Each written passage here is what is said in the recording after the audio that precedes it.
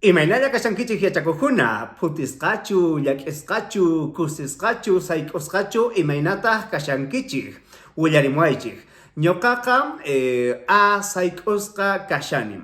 Cuando ustedes ponen ese as, significa medio, ¿sí? Entonces estoy queriendo decir que estoy medio cansado. A sayk'usqa kashani.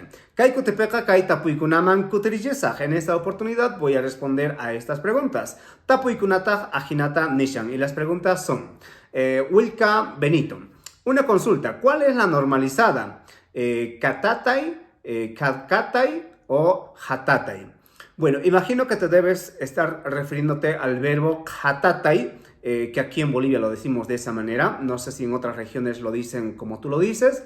Sería bueno que nos dijeras de qué región o de qué país nos dices. Pero acá en Bolivia decimos hatatay, que sería arrastrar. Como por ejemplo, ñoqa epita hatatani, ¿sí? Que significa yo arrastro mi bulto. Ñoqa epita hatatani. Muy bien, vamos a la siguiente pregunta que dice Oli Casales. ¿Cómo se dice ventana en quechua?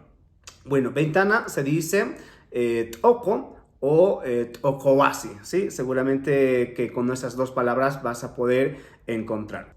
Bien, vayamos con Roger Gonzalo Cerrura, que dice ringri en todos los diccionarios con escritura normalizada, incluso en los diccionarios de 1560 y 1608. Sí he estado consultando varios diccionarios y efectivamente en Perú, en Ecuador, casi en todos los diccionarios me sale como ringri. Pero acá en Bolivia está con ningri, con N. Y hay otras regiones que acá escucho bastante como lingri. Bueno, pero en la normalizada, en la escritura, es con N, ningri.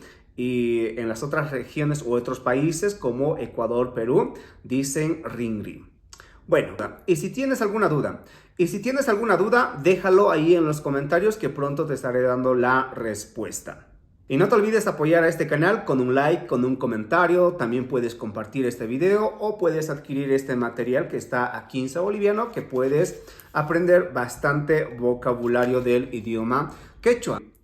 También tenemos estas láminas de partes del cuerpo, también tenemos de colores y finalmente también tenemos del abecedario. Ajina Kaspaja, Tinkuna Kamakachum.